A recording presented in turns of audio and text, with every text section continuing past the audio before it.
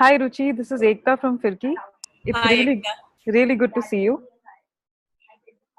Where are you joining us from today? Which city is this? Sorry, I'm in Kolkata, In Kolkata, right? And where is Andrew joining us from today? Chennai. Oh, nice, Yeah, nice. I I was mean, at, I was also curious to know that how did you guys decide to collaborate on this project together?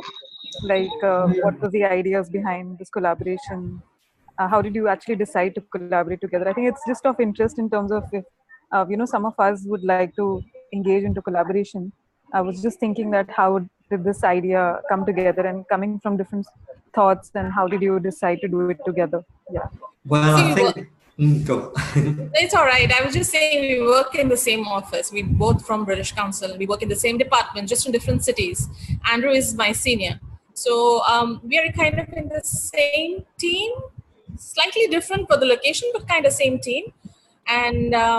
And then we came to know that that Firki is holding the webinar, and we were asked if we were interested. What are some of the subjects we're interested in, Andrew? Yeah, so yeah, that's it basically. So my job's to do with mainly with state education in the south of India, and then Ruchi is over there in the up there in the east and northeast. Yeah. So sadly, I have never been to Calcutta since I've just been here like a year and 10 months, and I haven't made it to Calcutta. I was in Calcutta 20 years ago, but I understand you can still get a cup of tea in a clay cup there, which I think is good. Yeah. You can. Yeah. It still has an old world charm, Calcutta still has a bit of an old world charm to it.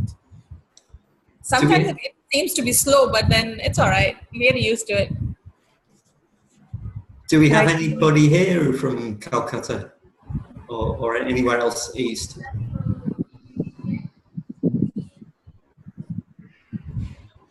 No, I just saw somebody from Chhattisgarh. Hello. Whose face do we see?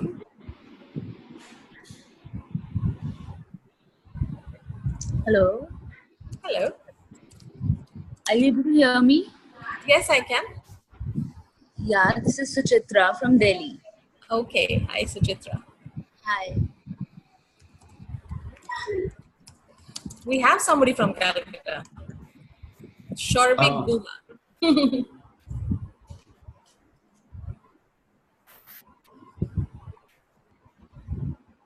I think I'm slightly struggling with what is a private chat and what is an everybody chat.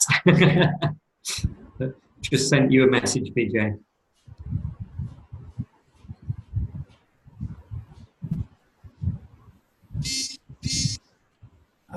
Guys, we're going to begin in another minute or so, just to allow everyone who's going to join to get a chance to come on board.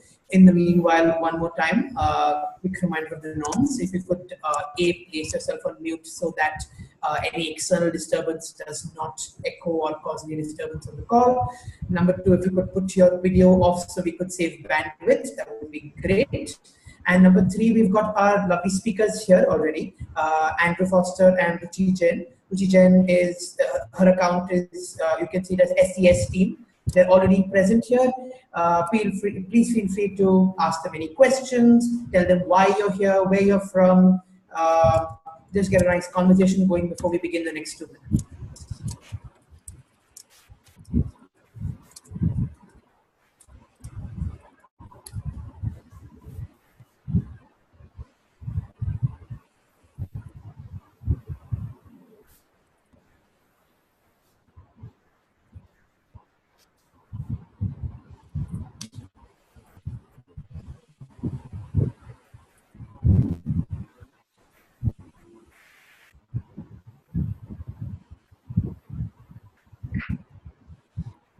I was just, Vijay was just saying that he works with teachers in the old city in Hyderabad, and I just wondered what languages the students speak around there.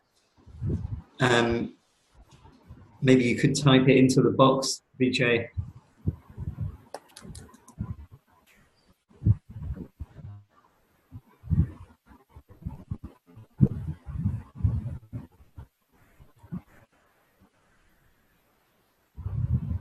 Ah, great. We've got somebody from Tamil Nadu.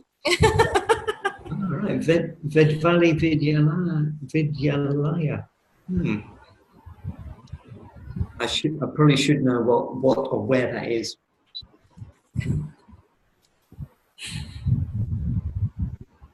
Oh yeah, so yeah, Vijay is just an example of a bit of a multilingual context, because the students speak Urdu and Telugu in the government schools around the old city in Hyderabad.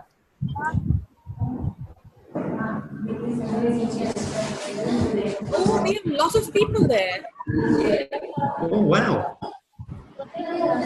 We have a whole group of teachers here. They're from Vedavali Vidyalaya, Tamil Nadu. Nice to have you guys here as well. We hope you have a great time of the webinar. Thank you. Thank you. Yeah, good to see you. Yeah.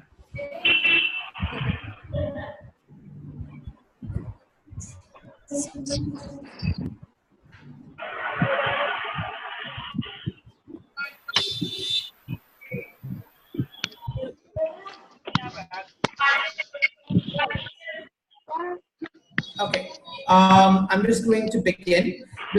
Before I begin introducing our speakers and beginning our webinar, can I please start with a couple of norms?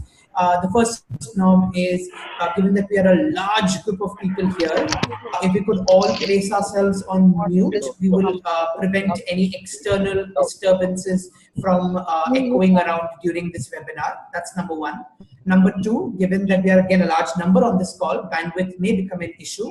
If we could all please put our videos off, that would be great. Thank you. I can see most of us have almost done that. That's great. All right. Hello, everyone. My name is Rahul Gomes. Welcome to Firki's Multilingual Approaches in the Classroom webinar with Ruchi Jain and Andrew Foster. Thank you for taking the time to join us in this discussion. We have participants joining us from various organizations, schools around the country today, and we hope you benefit from this discussion and interaction today.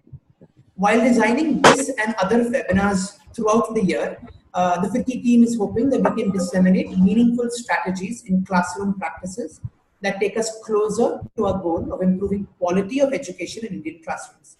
So keep looking for those Firki emails in your inboxes for information on upcoming webinars. With that, let's begin today's webinar by introducing our two speakers for the day.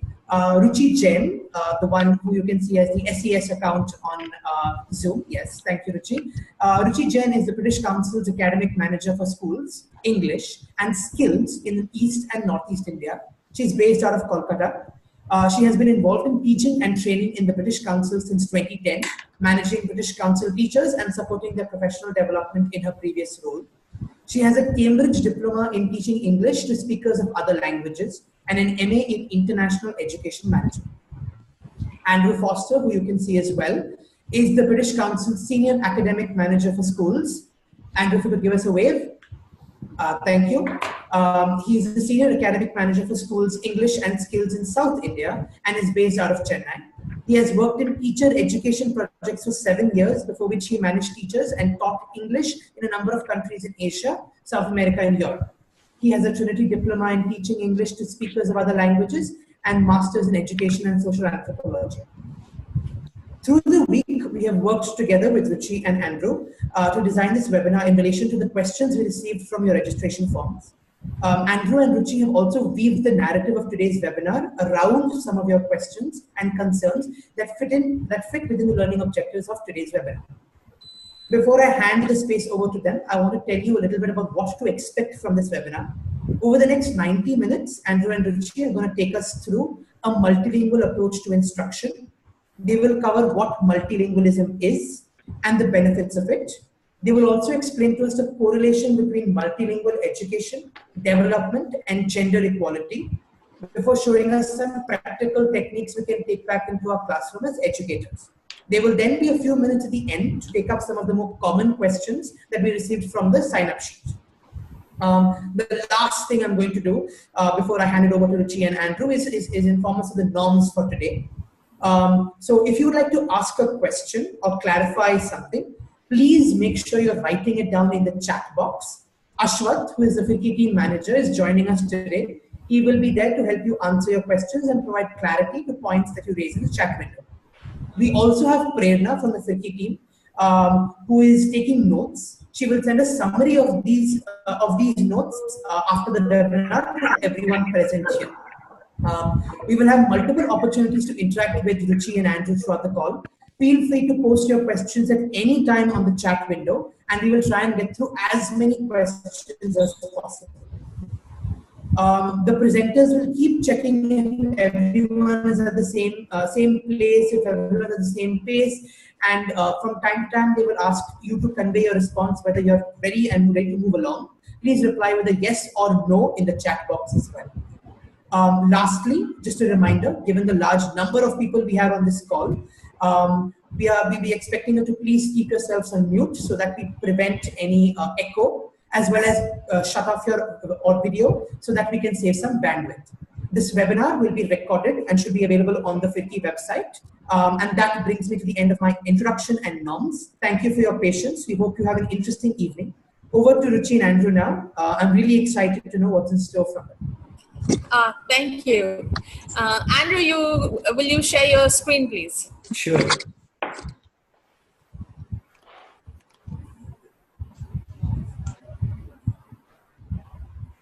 Okay. Everybody will have to bear with us. Yeah, sorry about that. Let's hope this is the right one.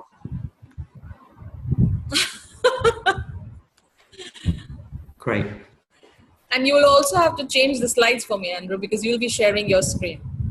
I can just about manage that. Okay. Oh, right. What happened there? Sorry. Yep. Thank you. I can see it now. I hope everybody can see. Can you just type in yes if you can see the slide? Oh, good. Okay. All right. Thank you. So that's the topic for the day. Rahul has already told you about it, but you know, you always begin from the beginning. So here you are, multilingualism, and we'll be speaking about some aspects related to this. And of course, we are definitely going to look at some practical bits that you can apply in your classrooms. Some of them I've seen with my own eyes because we travel around in schools in India and I've seen it happen. And there are other ideas as well that you can apply in your classroom. But please feel free to talk to us about the ideas that we present here. You may or may not agree with a few, and that's perfectly fine. The research that the presentation and the slides that we showed to you here are based on some of the research that we've done from UNESCO. We've done it from CARE. We've done it from recently published research from British Council on multilingualism. So what we present here is a mixed bag from a lot of sources. And towards the end of the presentation, you will see I've listed a few sources as well. And on the presentation, Andrew and I will take turns to talk through the slides. And we will also give you some resources that you can have a look at when you're free on your own time. So maybe a YouTube video or a link to a file that you can read on. So that will come at the end. So we'll just begin. Andrew, can you change the slide?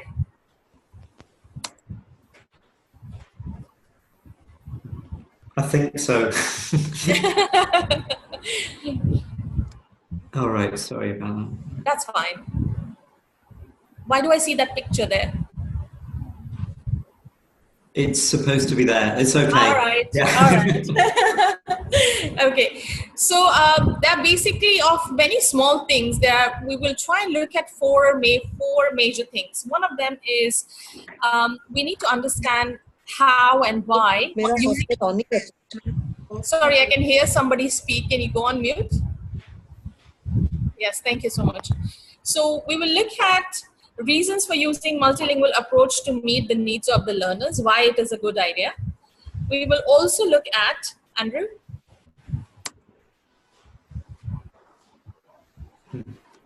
Sorry, it's a bit slow. Great. It's okay. So we'll look at using multilingual approach in classroom and why it is beneficial.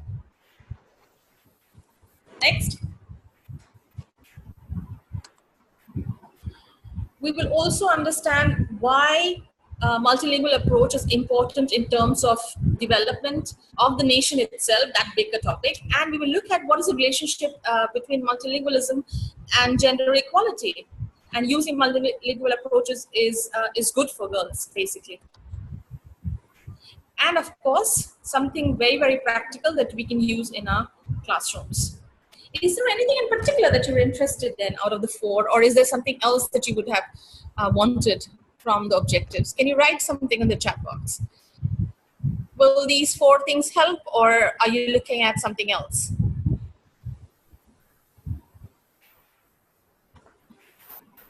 Okay. Okay. Gayatri responded saying she's all right with these objectives. I think, okay. Greshma says, sounds interesting. All right, I'll take that as a positive note and move on. And I have two questions for you, and you need to write your answers in the chat box. So the first question is, what do you think multilingual education involves? What is your idea? Can you write your answers in the chat box, please?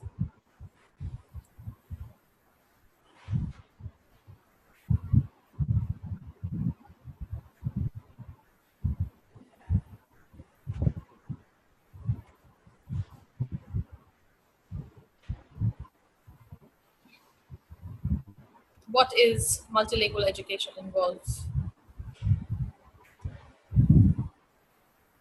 Okay. Using multiple languages, right? Oh. Yep. Right. Oh, right. Being able to fluently switch between languages during instruction, right? Interesting. Means of natural language of learners facilitate. Those are very interesting answers. That's interesting. That's from about what the teacher does. And there's some about what the learner does as well. Exactly. Yeah. Education isn't bound by a particular language. That's interesting. Exploring culture.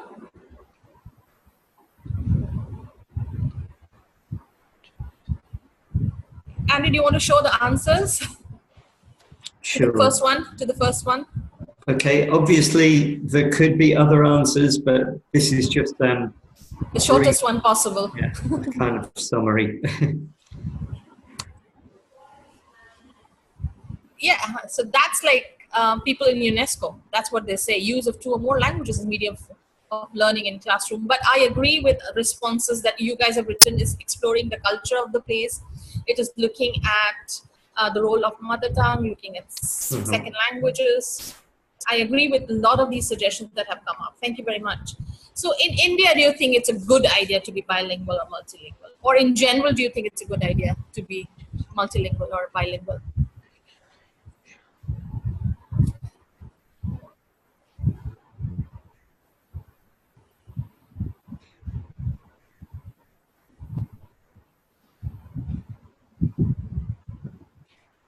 It builds rapport. Okay. What else?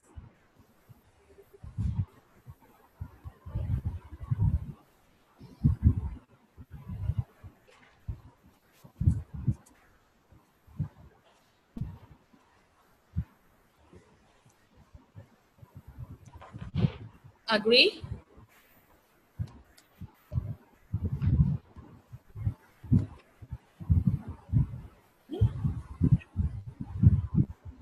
Yeah. Absolutely. Much easier. Students can comprehend better. Yep. I think so too. Yes, thank you. And the research actually proves that if you speak more than one languages, you have areas in brains which work a little more had you just been monolingual. So, Andrew, do you want to show the answer to that? And the question you have hidden there? So bilingualism definitely has advantages. And obviously, as I just said, research also proves that. But we do have issues in India. Can you read the last bit? But Indian children, although multilingual, do not always benefit from the same advantage. Can you think of a couple of reasons why?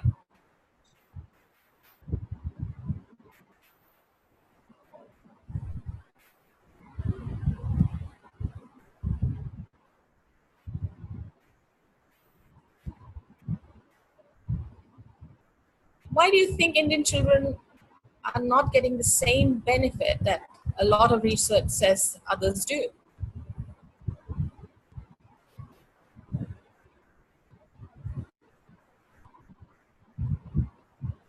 Oh, right. Tanushri, that's an interesting one. Tanushri says children in India do not benefit from the same advantages. Oh, it's scrolled up. You can scroll down and have a look. Because the local stroke vernacular languages are not given enough importance in the classroom. Right. So is that something that's interesting? Tanushri, are you a teacher? And right. All right, right.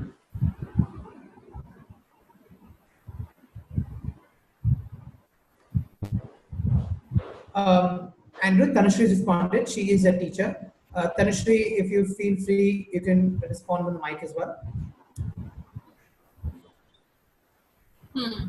Interesting. Interesting ideas coming in. Right. Yeah. Absolutely. Akanksha also has a very valid point. Medium instruction is primarily a language in which teachers are comfortable with. In some cases, I've seen it happen, and it is true. You know, I've gone on observations, Andrew, to schools, and the teachers use the language that they know. I mean, it's not their fault that they don't know the dialects. So in India, we have so many languages and so many dialects. It's difficult for a teacher to know the home language or the local language of all the children. So it does happen that the comfort level of the teacher kind of predominates what the learners have to use. Right. Yeah, so thanks a lot. So you brought up some really interesting points there, and Tanushree and several other people brought up what people think about and how people value other languages. So we're just going to have a look at one school's rule sheet. And I'd just like to ask you to read the rules and see how do these rules relate to a multilingual approach or not. Can you find the relevant rule? Maybe you could type the rule number in the box.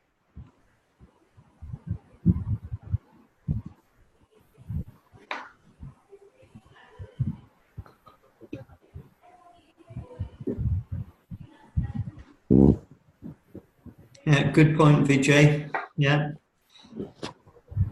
Okay, rule 3. Yeah, 333. Right. Yeah. So yeah, they most definitely do not encourage a multilingual approach. So this, what kind of medium do you think this school might be? Obvious question if you look at the language that the rules are written in, I guess. Yeah, so looks like they're just punishing children for speaking their own language or languages.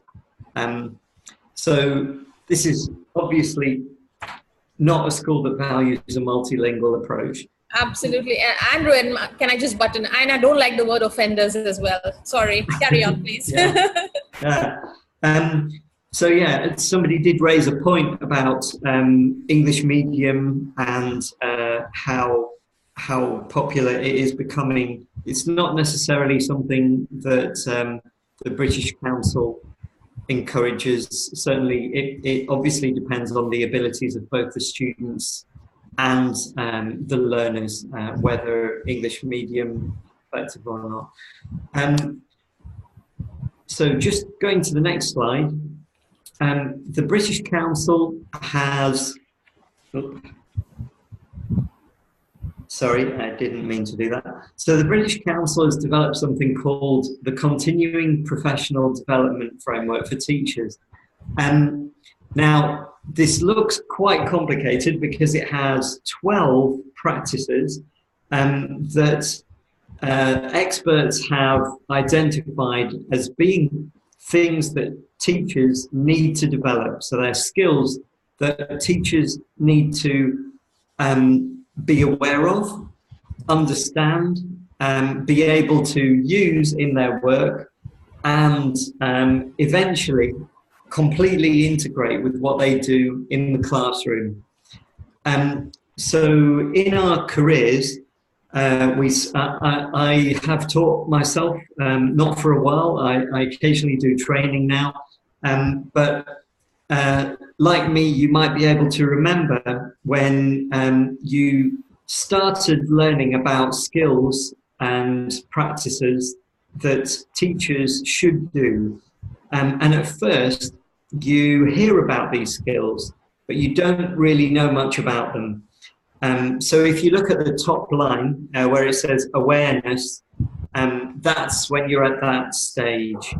So you then go on to find out more about the skill and understand it better.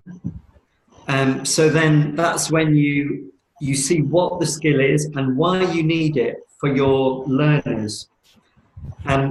So after understanding it, you work out how to put this to use with the students in the classroom.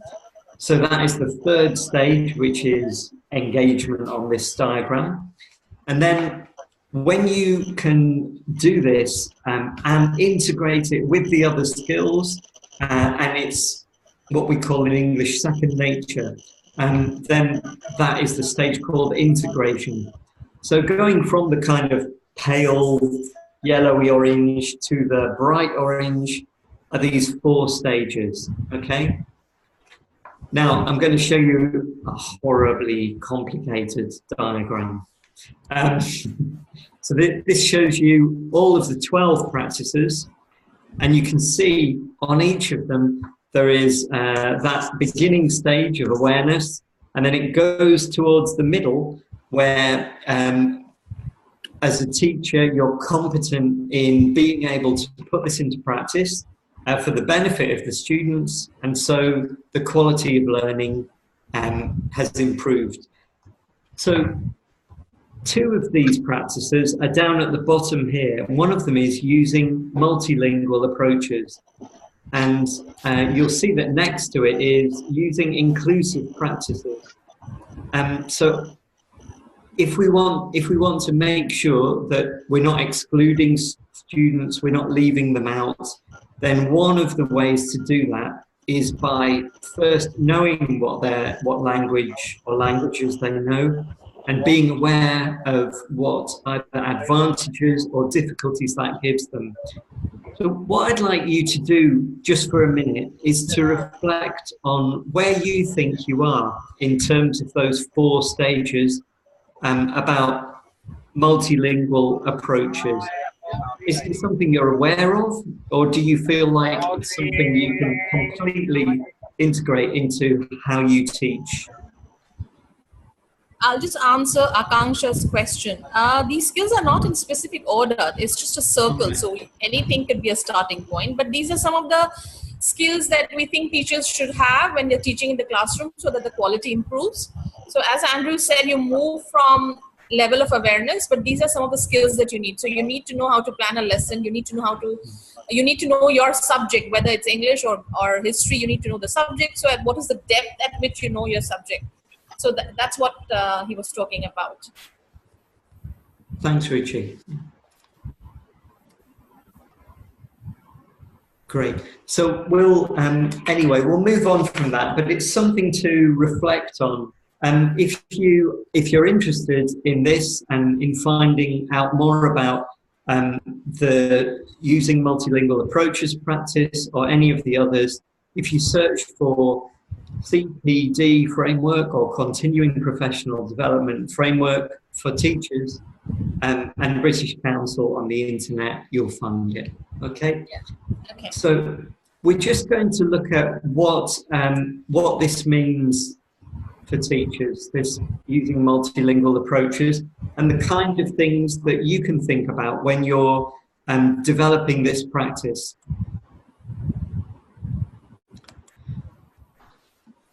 So one of them, the first thing obviously is how does this help us in the classroom? And I see that this is what a lot of you are interested in from what you've been writing in the chat box. And so we've talked a bit about how another thing is that I think that really listening is a very important skill for teachers, not only in the classroom, but outside the classroom. What do your students talk about when they're elsewhere? Maybe they had, in some schools, obviously, like the one we saw the rule from, they're going to be afraid to talk in other languages. So you can pick up a lot about what languages students use by listening to them wherever you find them or wherever you might be passing them. Okay? So other languages is something we want to value. Sorry, I'm just having difficulty shifting that. Ah, great. So another thing is that we want to include the students. We don't want them to drop out of school because they feel excluded. So this is one way of including them. But I think it's also something where the teacher needs to be aware of attitudes to language. Oh, thank you very much, Hector, for putting the link up. So it could be your awareness, or it could be the awareness of your colleagues. It might be a conversation that you could have with other people, in other staff in the school, maybe in the staff room if there is one. So that's why being aware of beliefs about speakers of other languages and the effect they can have is an important aspect of a multilingual approach. Now, one thing I think is interesting is that I don't think you can ever find a definition of the difference between a language and a dialect. So a practical way to think about this is if there is anybody who might think that you are dismissing their language and their culture by using the term dialect, then don't use it. Use the term language. Yeah. It's quite a political thing. I don't know if you've heard there's an expression which is that a language is a dialect with an army and a navy. So don't use dialect if there's any risk of offending anyone, or if there's any question about whether it is a language and a dialect. Call it a language. Okay, so something else. So I'll just let you read the others and I'll stop talking for a minute, okay?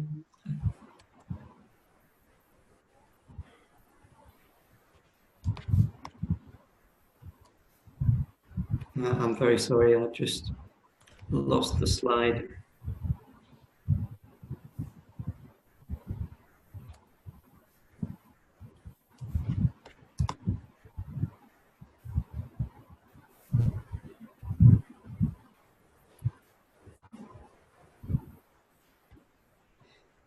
So the last part is, I think, what we as teachers need to learn the most about is how to make informed choices.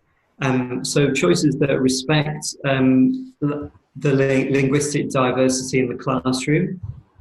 You might be quite lucky if you only have one home language in your classroom. So it could be that you have Urdu and Telugu speakers, or it could be that you have many different languages in one classroom. And then just being always aware of that and making decisions about how you use different languages is something that we need to work on. so that it supports the learning. Yeah, and it is not something that is, you know, you learn it overnight. It takes time and patience. It's a skill. Great, yeah, thanks. So that's enough of me talking. What I would like you to do now is just to look at the questions here. And can you just give us some answers in the chat box to the questions up on the screen?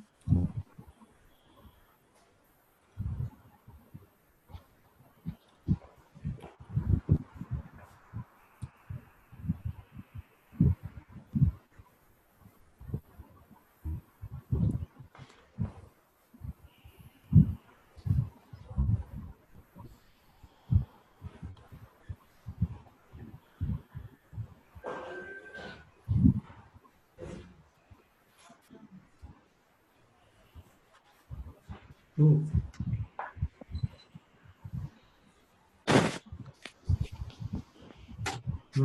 That's interesting. So I wonder, is Banu says 3 to 4 mediums of instruction.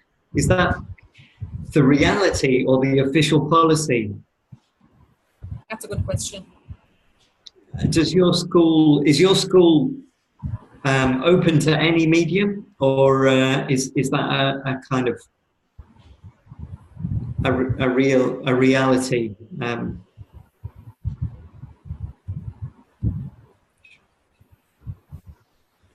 Oh wow! So Gayatri says they speak Hindi, Marathi comfortably, and a lot of children cannot read even grade 1 texts.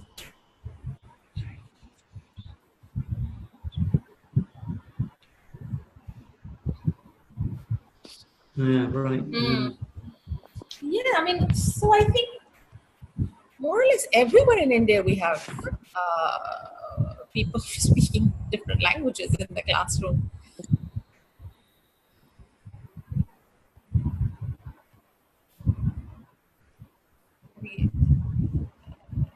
Yeah. Hang on for a minute. On this question, often school says that helping. I just want to go back to that question. It says often helping one child is unfair to children. How do you think that can be addressed? So, Kriti Martolia has an interesting question saying, if you help one person, is it being unfair to others? Now, I don't think so. Well, yeah, I think. Well, yeah, no, I should hope that if you know that one learner has an issue understanding something, then yeah, you should assist them. I think that so. I think really your answers are really informative, and but it seems like I was just wondering if there are many. So somebody said, I think English officially, and someone else said Canada and English. I was just wondering, are they in different streams, or are they both permitted within the same class? Because we see quite a lot of places where a school has an English medium stream, or what's supposed to be by the official decision, and then a state language stream. Yeah.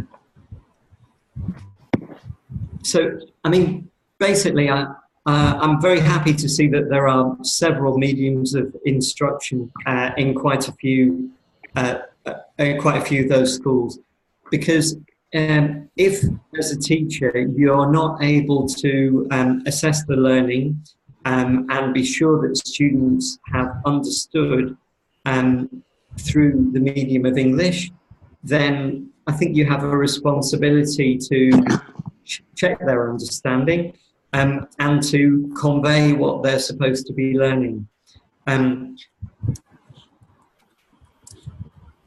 Fine, students, right? Yeah.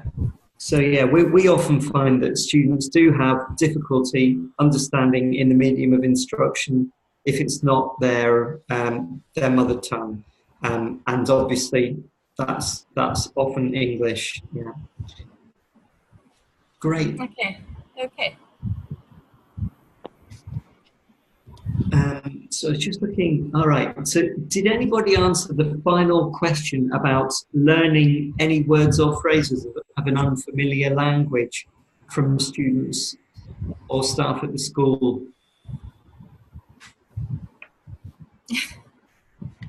Great, that's really good. The Veda Valley Vidyal, I'm sorry, I'm not multilingual. Vidyalay Ranipet. Right, that's great, but you say you've learned some words? Okay. Great. We'll move on.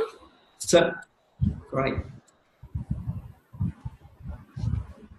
All right, so the next bit, I'll be talking to you, and I will not take a lot of time because we want to go towards the interesting bits towards the end, which is looking at the practical tips. So basically, we want to talk about who benefits from multilingual approach.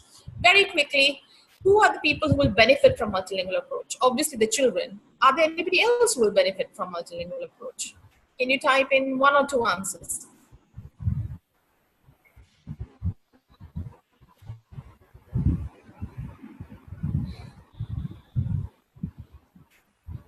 Okay. All right. Yes, of course, the teachers themselves. Thank you very much. And I'll move on from there. Parents, yes. Andrew, can you show me my slide? Yes. So the children are more engaged. Obviously, the parents are more engaged and they will support the teachers and the activities, because a lot of time, even the parents are not aware or don't know the language of so-called medium of instruction. So when you have common language, then teachers also understand. Obviously, marginalized communities, so places where, as you rightly said, there's a point of status and cultural identities. Even the communities benefit from it because more people are engaged in the language of that community, and the community flourishes. Andrew, can you move to the next bit? Yeah. Yes. Hang on for a minute. So learning is a little more effective because the students understand the content. A lot of time what happens, the students are struggling with the content, the concept, and they're also struggling with the language. So when you have something in a language that they understand, so at least they're not struggling with the language, they can concentrate on the concept. I think that's very important. And obviously when learning is good, then it's good for the system as well, because then the resources are being used properly. Thank you so much. Andrew, can we move on to the next slide? Yes. And you can read the last bit.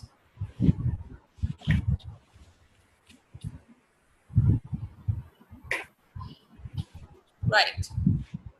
Thanks, Andrew. Can we move to the next slide? The next, I want to talk to you about relationship between development and multilingual approach.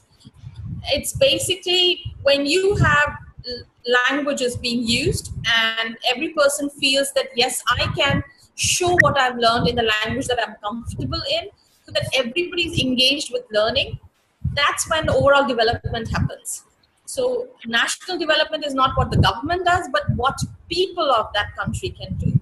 And obviously, people will be able to do things if they're allowed to do things in the way they are comfortable, in the way they can express that, yes, I can do such and such things. So they need to look at the potential. Thank you, Andrew. Can we move on to the next one? Right. And as I promised, we were also talking about what is the relationship between multilingual approach and gender equality.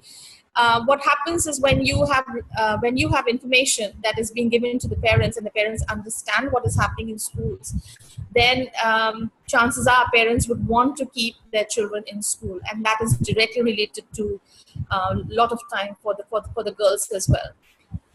Andrew, can I have the next point?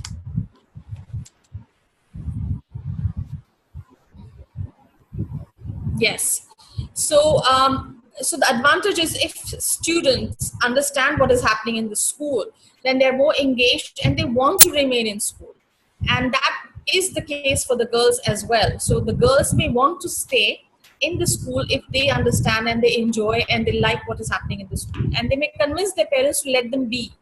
And obviously then you have more trust being grown between parents and the teachers and in the community. So overall, all the stakeholders are more involved in schooling the children, which is so important.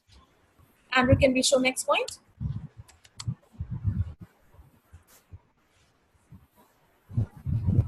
Yeah, this is very interesting. Usually, when I don't know, in many communities, girls are not given enough importance. Even I may not sound politically correct, but I'm still going to say it. Sometimes the girls are not given enough importance. So and sometimes in class the girls don't want to talk about it, or they don't answer even though they know the answers. So it is a belief that if you ask them in a language that they're comfortable in, then they will be able to answer the questions, and then the teachers can see, look, even the girls know as much as the boys, and then you have equal participation of boys and girls in a classroom. So the teachers will give the same opportunities, will give the same time, will value both the sexes equally in the classroom.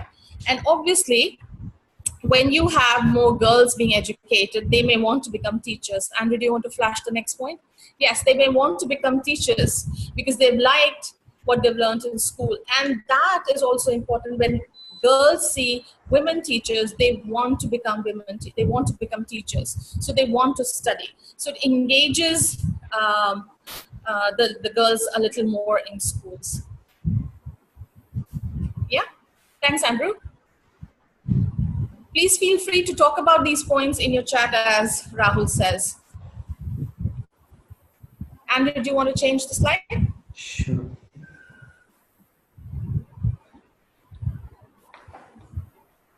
That's your bit. All right. Teachers as the beneficiaries of multilingual approaches, many teachers. Yeah, right. Yeah, very good point, Vishal, that, well, I think, I think it's about what teachers can do. So while teachers are learning how to maybe grade their language and explain things in simpler terms, or use objects or actions or pictures or whatever, if they are expected to teach in a different medium that's unfamiliar to possibly them and the students, then just being able to use their own medium can help them out a lot. And certainly the learners need to understand. So we're just going to look at, so this does relate to quite a lot of research that has been done on what medium of education can best support students in class. I know that if you're a teacher, the expectations on you about what medium you use might be different. But still, I think it can inform you in just thinking about how. So if you're expected to teach in English, then you can include some English as the mother tongue or mother tongues of the people you've got in the class. So initially, schooling, it could be preschool or at primary, at lower primary. It should build students' understanding of their home language. Initially, just like oral, auditory and speaking skills. Then introducing reading and writing in the home language. That's assuming it has a script. Obviously, there are quite a lot of languages in India that are not scripted. Then at a later stage, the additional language should be introduced for speaking and for comprehension. Obviously, the comprehension comes before the production, so someone has to understand what they're listening before they can meaningfully say anything. And then the home language, so the teacher should, or the school system should still be working to improve the learners' use of the home language. So now we get on to multilingual education. So reading and writing is introduced in the additional language. We could be talking about English here, but it might not be English. It might be another official language.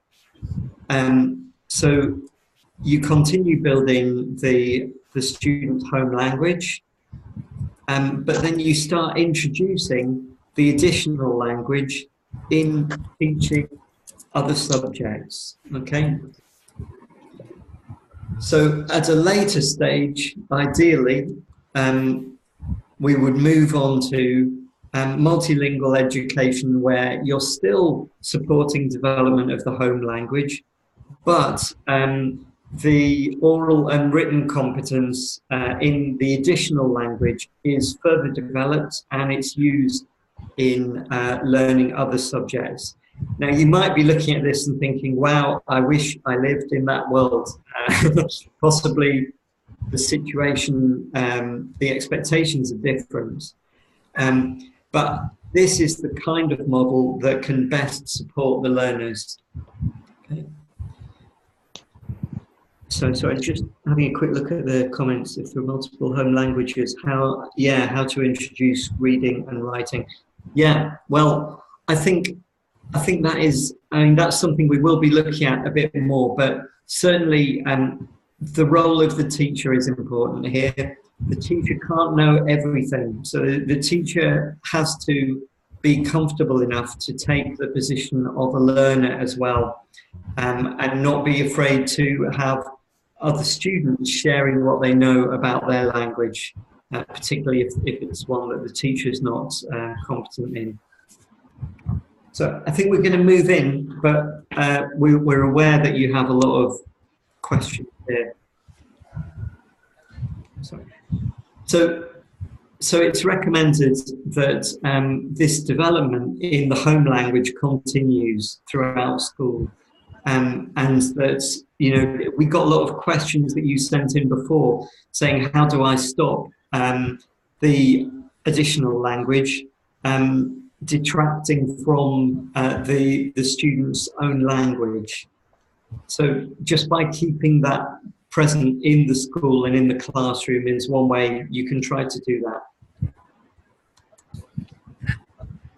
So if you just read this next part, when we say sufficient, what we mean is enough language to understand and interact with what is being taught and learned. Okay, so that could be maths, could be science, could be whatever subject.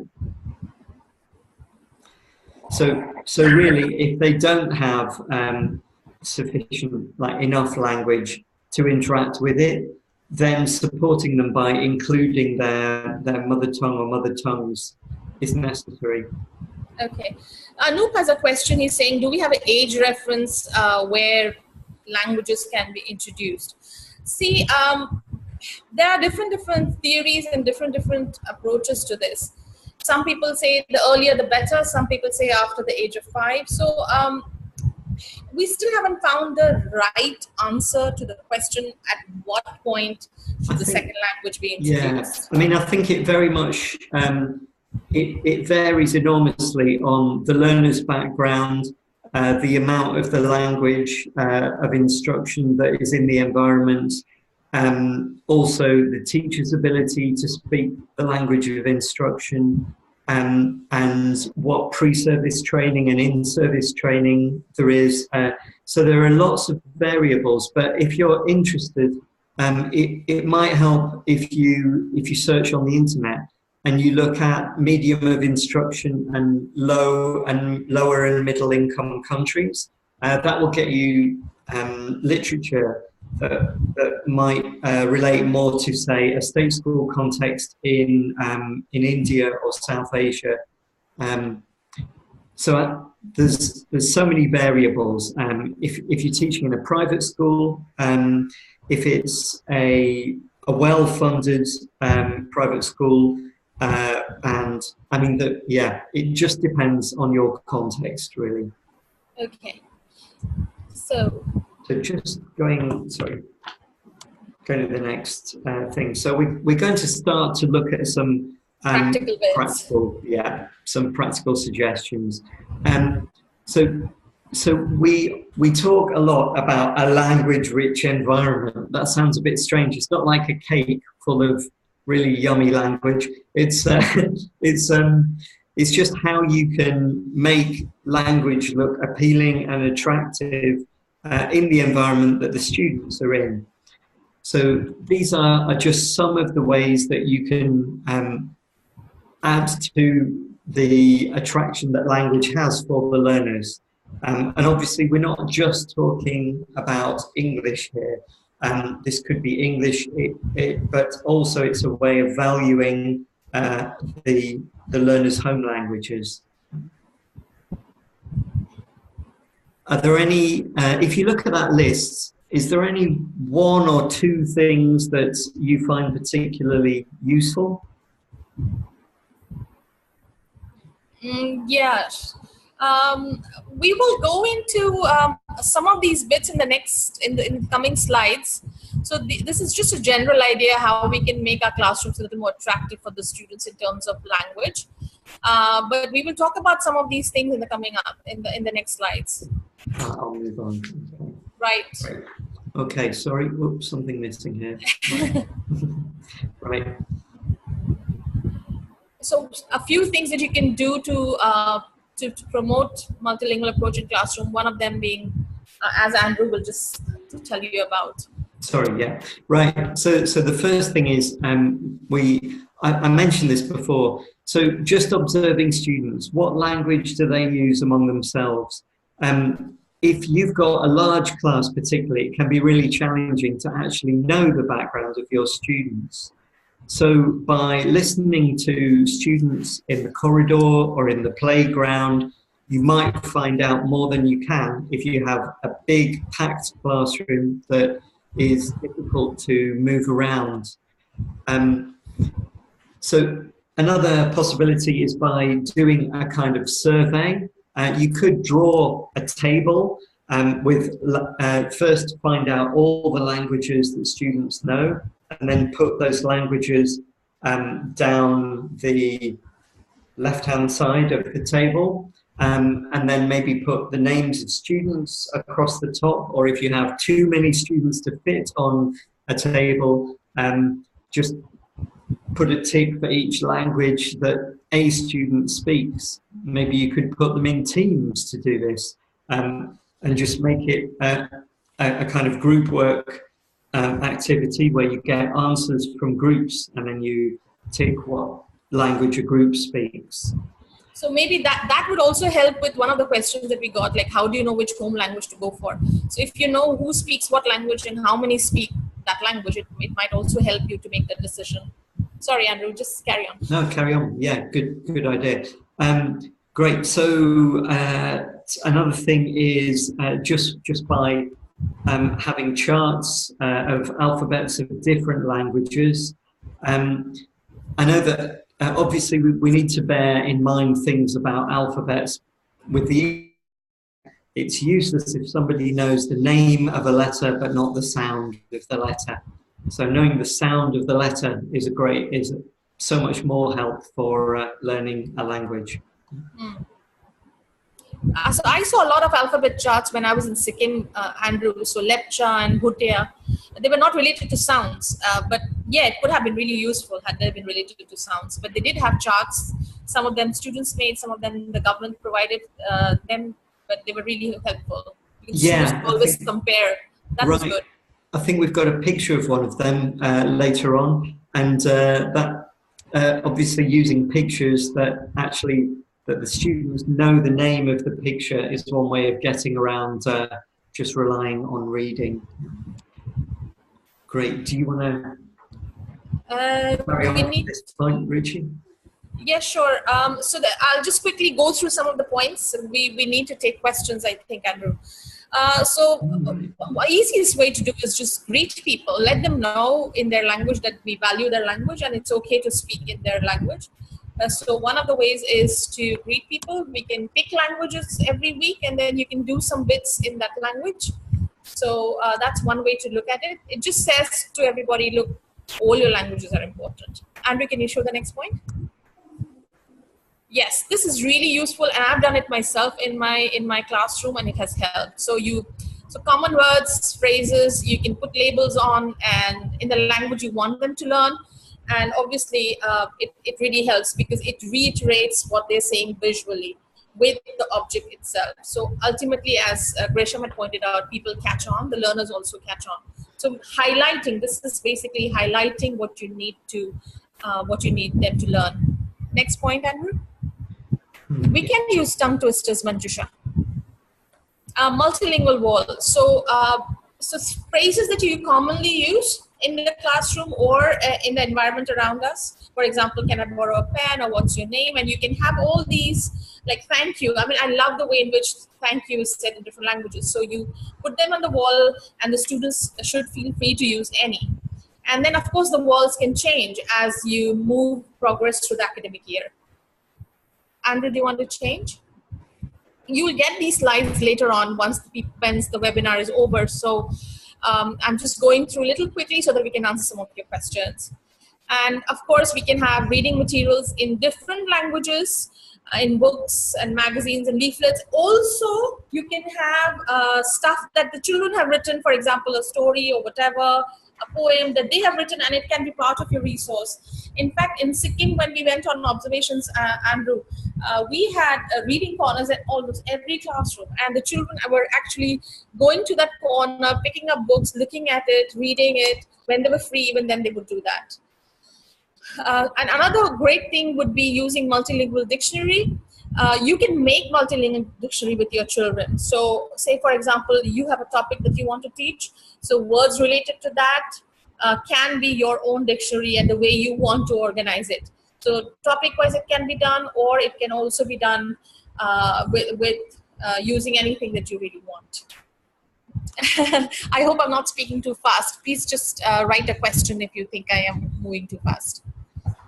Andrew, do you want to pick up the slide? Sure. Okay. Right. Fine. So you may have heard the term code switching. So it means when you mix words or expressions from different languages in the same spoken or written, the same part of speaking or the same writing. So it's in writing. We do that. Sorry, Andrew. We do that a lot in India. In fact, we call it Benglish when we combine Bengali and English. Right, yeah, and in Madras English is quite a thing as well, I think, yeah. Great. So obviously it's something that is used among people who do the same, yeah. So I think one question that came up is it incorrect to use the mother tongue to explain the language that is being taught? So this is a question somebody sent in. I don't think it's necessarily incorrect. If it's the only way you can think of to explain, it's fine. If you're teaching a language, or you're trying to increase the learner's English, or whatever the language is, then there may be other ways of doing that. So before the class, it's best to just think of what language is in the class that you predict will cause difficulties for the students, or may cause difficulties for the students. If you can use a picture or an action or a real object to explain, then that's another way of doing it. There are times when translation doesn't work because something is said in, possibly there isn't an equivalent, or just the way something is said doesn't really work, or you can't find the same thing. But possibly because something is quite abstract, you might find that translation is something that works. I think that basically the advice is just think how you can explain something before the class, and make a decision that is engaging for the learners. Okay? Yeah, do what is best for that language point. So, so some of the things that can be useful in a multilingual approach are just comparing how things are done. So this could be about the order of parts of speech, if that is something that is quite different between one language and another. It's often useful if you know what common learner errors are in the language that you're teaching or trying to use as a medium of instruction. So you might be able to predict, just predict what the problems will be, and then use comparison to avoid those problems, or to use it after mistakes have been made. Don't single students out and tell them they made the mistake, though. You could write a list as you're listening to the students. Don't introduce any shame for individuals. Might be an obvious thing to say. So you could use the home language in one part of an activity and the school or official language in another part. So you could do that by, say, asking students to do group or pair work in the home language if you know that it's just too difficult for them to use that productively in that. So another thing is you could use the official language or the medium of instruction for listening or for reading, but then in answering questions, maybe use the learner's mother tongue if it's just too much to ask them to use that. Okay, so just a few other possibilities are, I think I just talked about that one. Another possibility is that something is summarized or shortened in writing in the home language. So just as an example of the kinds of things that might be said in class,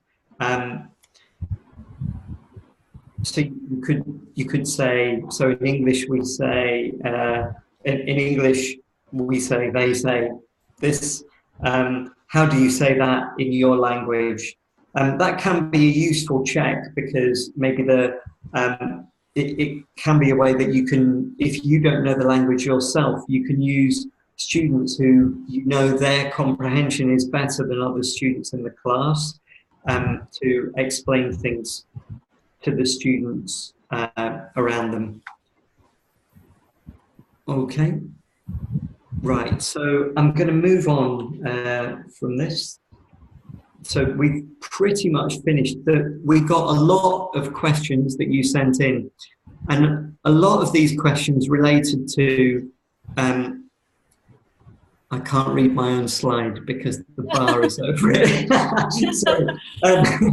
So it's just, I think one big category was all about what the medium of instruction should be and how multilingualism relates to that. So I'm sure that most of you who teach are really already taking a multilingual approach, but it's just thinking about how you can make that approach more effective. If you're not taking a multilingual approach, then should you be? Do you really know that the students are understanding everything in the monolingual approach that you, if you're using one, is that working? Yeah, and how do you know? The main thing is you need to have the end point. What do you want your learners to be able to do? So once that is clear, then the path to reach that place is also clear. Yeah, Hector, thanks. So Hector's just said, do you have suggestions that you want to share with others? So if you can see a question on there and you've got a suggestion, then let everyone know. Thanks. And there are other questions that have also come in, Andrew, as we were speaking now. Right. Yeah, I'll just scroll through. If you have a look at some of the questions that have come up.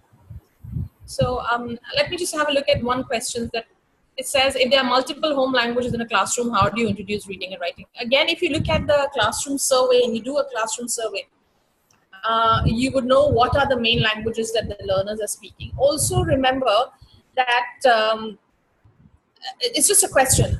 Are you allowed, or to what extent are you allowed to make that decision as to this is the language of your school? So there are issues as teachers you may not have control over, but yes, you can support different language in the classroom. So bear in mind, you need to speak to to the head teacher as well as to what is the policy, and then so that everybody is on the same line. Also, somebody asks question like, if you're helping somebody to understand the question in a maths assessment in the home language, for example. So you know the child who's asking that question. I mean, sometimes I have taken that decision, and at that point in time, it's like, do I need to help him because he doesn't know the question, or do I need to help him because he doesn't know the subject on which the assessment is being placed? So you need to take that. You need to take that call. So if the question is, yes, Andrew. Oh no, carry on. Yeah, just. So if the question is phrased in a language that is a little complicated and it's not very clear, then I think you should help. But if it's very, very, it should be something that you've taught in the class and you're confident that he should be able to answer, then you need to take a call whether you want to help that person or not. I just want to answer Piyush Jain about what approaches can we use to advocate more about multilingualism among parents. Well, I think that just making them reflect on, well, just showing or talking about how the use of different languages can help their child's development could be one approach. You know, so if you can say there are studies about the cognitive development of children being improved by being surrounded by different languages, hopefully that might be a kind of counter to we only want English or we only want the state's language, if you're getting that from parents. See, I see somebody called Anandan written, if they're comfortable in the local language, they don't want to write in other languages. But then that's the whole task of the teacher. You lead the child from known to unknown. So once he or she gets comfortable with the language, you use the skill that the person has used in the language, the so-called language he or she is comfortable in, and you capitalize on those skills and you teach another language. That's the skill of the teacher. And of course, you have to work in tandem with the school and the head teacher and other teachers involved. And you come to an agreement, okay, this is the way we're going to do it. It's not something that I don't believe, it's just an individual decision. Just to jump in for a minute, guys. Also want to remind all of our participants here that last week we did a webinar on a platform called Story River, which hosts a few thousand stories in multi-language, in 123 different Indian vernacular languages. So do check that out. It's a great place for you to find resources in multiple languages to take into your class. Yeah. Back to you, Andrew and Ruchi. No, I completely agree with what you're saying, Rahul. In fact, Storyweaver is a resource that I mentioned on the slide as well. It is a great way. You can translate and use the text. So sometimes we say lack of resources. So here you have a tool where you can make your own resources and use it in your classrooms. So again, somebody was also talking about code switching. So something like, so you put in the syntax of English, for example, if you want to teach English. So you have the syntax of the sentence that is in English, but you can put in some words of Bengali or Tamil in between. So the student still understands the message because you've used those important content words in your local language, but the syntax is English. So if you have, this is something that you need to constantly be at it. You can't have surprises for children and not use that technique ever again. If you're going to use a few things in your classroom, you need to decide beforehand that these are some of the things I'm going to do, so that the children become familiar with it, and they feel empowered that yes, I know what the teacher is saying. Hi, so can I just come in on Gayatri? I'm not sure if that would work. This thing of teaching the same thing in different languages, because I think sometimes, so one approach we sometimes see with teachers is that you're not suggesting this, but something we sometimes see is that a teacher says something in English and then they say it in the language of the classroom. I mean, in the home language or the state language. So if the student knows that that is always going to happen, and it's just what goes on, they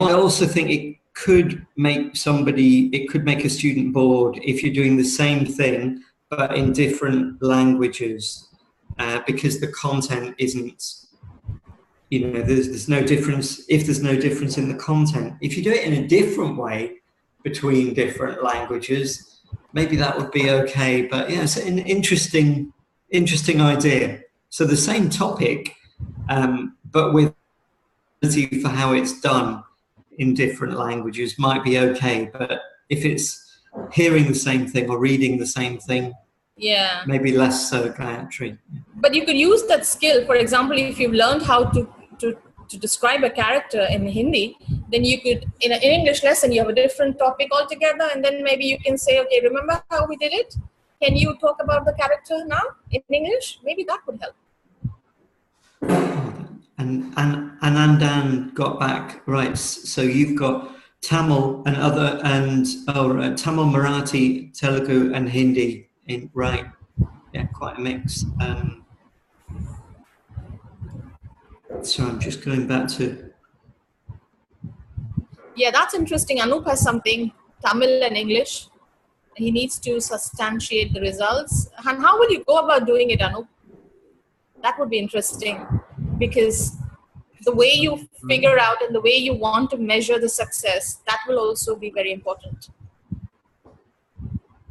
I think the problem, the thing, Anandan, if you're expected to teach in one state language or English medium, so I see what you mean. They need to hopefully get more comfortable writing in that language. I think we just need to try to avoid suppressing the other languages, because then you could put people off the target language, the one that you want them to learn, if that's what you have to do.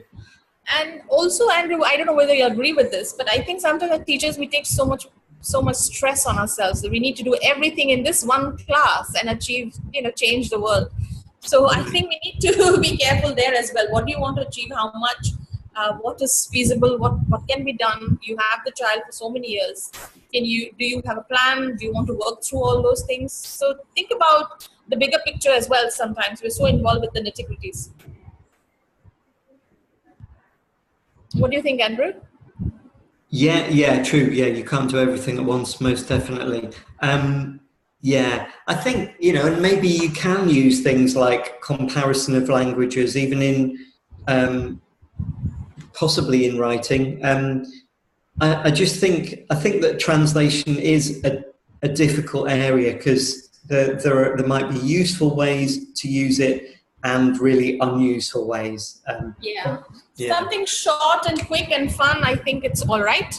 But if you ask them to, translate expositions and big things, then it's kind of boring and it doesn't really work.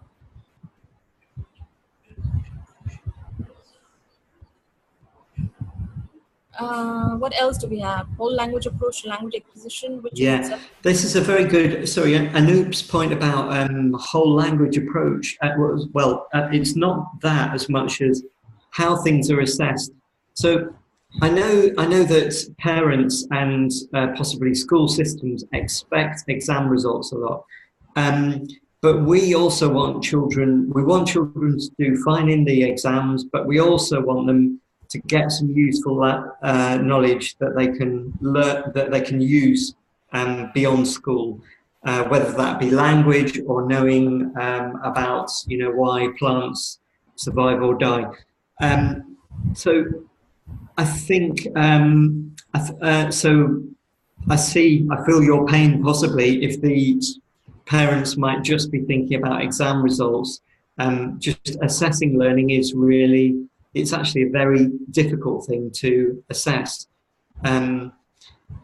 Maybe, yeah, I mean, one of the things about a multilingual approach is depending on the parents, it could be a way of engaging more with parents.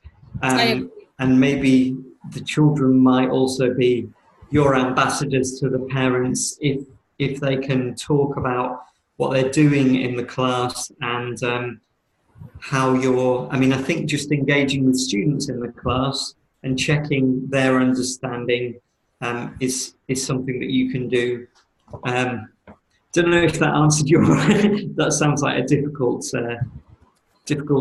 situation you're in.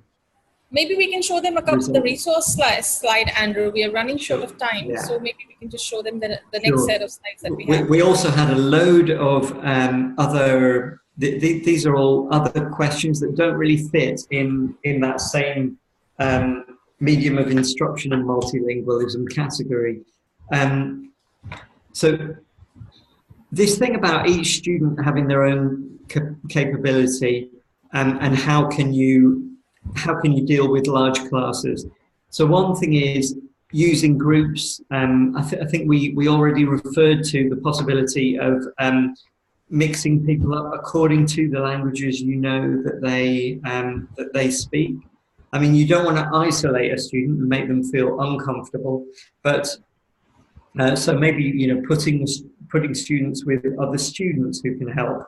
We know the teacher can't do everything and explain to every student, so combining the strengths and weaknesses of the class is one way that could be done.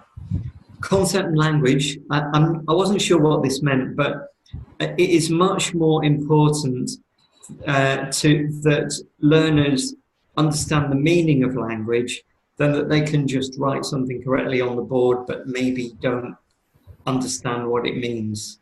So, there's no point to language without knowing the meaning. Absolutely. Can we show them the resource slide? Because sure. Yeah. Do you want to talk them through the videos? I'd like to hear about the YouTube. Just a couple of things. Oh God! So I had the story weaver in mind, where you can use it. Then they're basically the next ones, the three ones. The teaching channel is a great site where they have stuff on different topics, but they also have great resources in multilingual classrooms. The YouTube videos are basically videos that were taken in India, and how there's one of them from Maharashtra, I think, where they use multilingual approach in classroom at primary levels.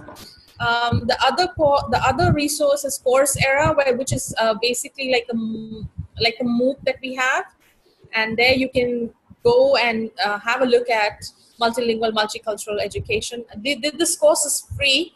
So you may want to go there. And also there is a free course available on Future Learn.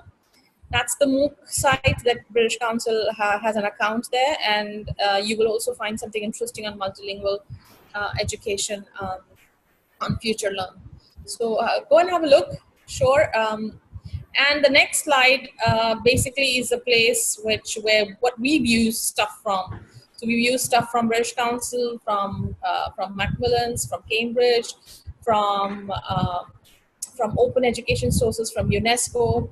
So these are some of the places where we got our information. Yeah, could I just, so some things that might be quite useful. If you're searching online, if you write the letters TI and -IAE and multilingualism in the classroom, then you'll get something, some resources that were made by, I think the Open University, but it was on, it's got some specific relevance to, I think it was made for schools in India. There are also several things that you can find, like publications you can find free online. One, if it was a book or if you were opening it as a PDF, would look much more colourful than this, but it's called Explorations, Teaching and Learning English in India. And issue 6 is Using Inclusive Practices and multilingual approaches. Okay, so that's something you can find free on the internet. It's a British Council publication. And then there was just an event in Delhi where I can't see myself. Can you see this? Ruchi, can you see this? No, Yes. I still see you. Yes, I All see right. you. We can see you. Sorry. So this is just a book. It's available as a PDF as well. And it's called Multilingual Classrooms, Opportunities and Challenges for English Medium Instruction in Low and Middle Income Contexts. There are also a lot of videos from the event in Delhi that happened. Now, it's not full of practical, well, a lot of it is what goes on in schools in India and some in some countries in Africa. Then there are some sections about what a teacher can do, what school administration people can do, and what education systems can do. Okay. So anyway, I hope some stuff has been useful there and from the discussion. Just looking if there were any more questions that came in at the last minute. I can share my email, Andrew. I don't mind. I'll just put in my email in case people still want to continue the discussion. Fine. All right.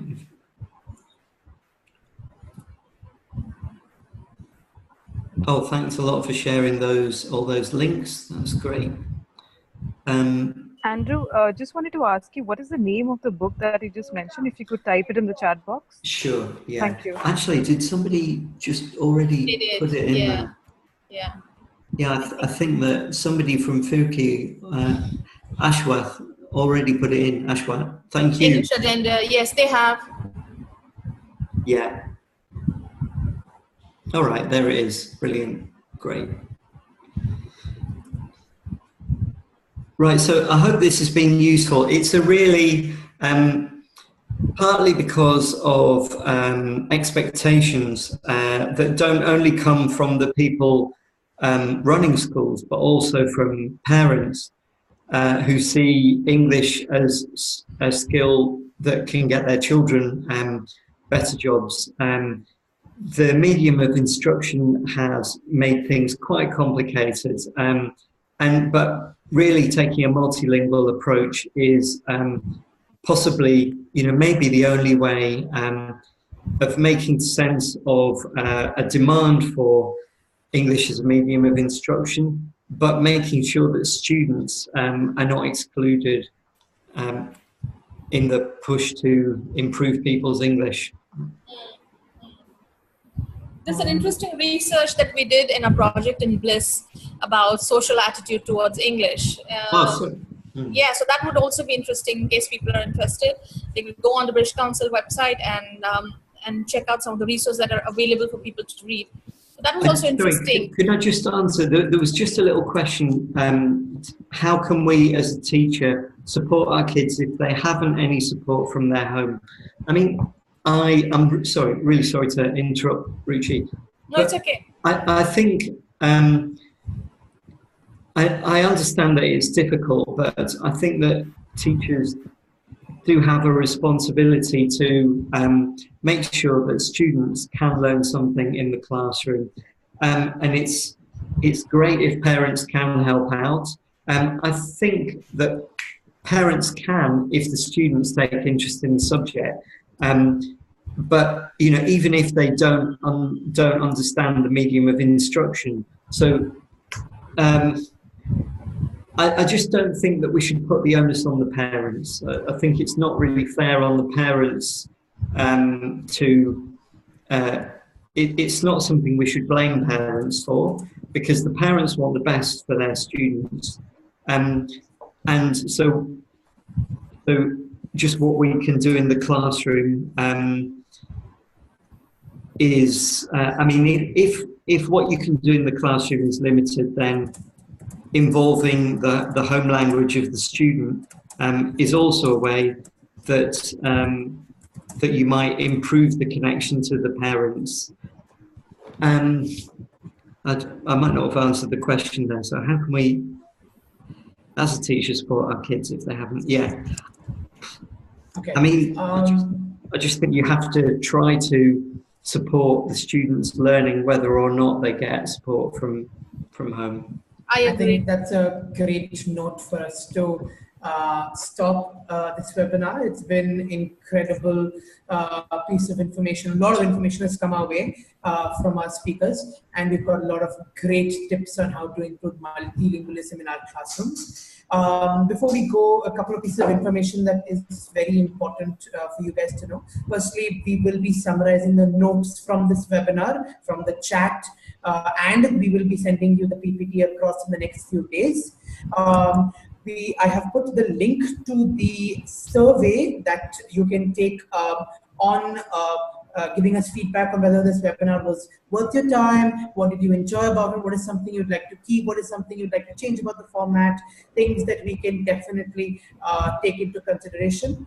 I'd like to start by thanking Andrew and Ruchi for being here. It was immense honor to have you here and to have you share your thoughts on multilingualism, especially in a country as diverse and in a situation that is as demanding as ours. Before we go, I'd like to take the last 2 minutes, the absolute last 2 minutes, a minute each, if you could please share your thoughts on the webinar. What did you think of this experience, Andrew and Ruchi? A minute each to please summarize your thoughts on this exchange that we had for this last 90 minutes. We could start with Andrew and then... Sure. Well, it's been really interesting finding out more about the context that you work in, and obviously they're quite many and varied. I just think that listening to the students and working out what can work in your own context is something that any teacher has to do. You know, you can't give one piece of advice that works for all teachers. But trying things out and just thinking, trying to be responsive to how the students respond to that could be a way to go.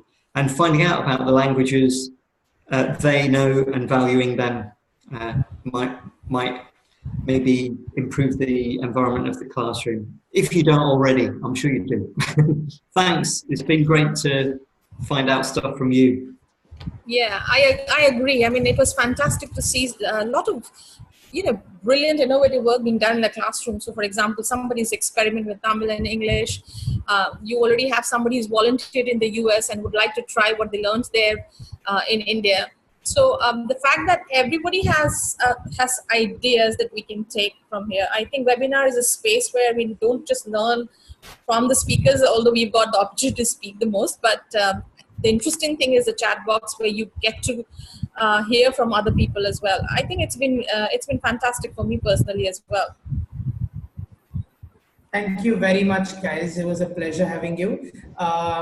And yes, we've come to the end of this webinar. Again, a pleasure hosting for the last 90 minutes. We hope you've taken as much from this webinar as we have from our interactions with you.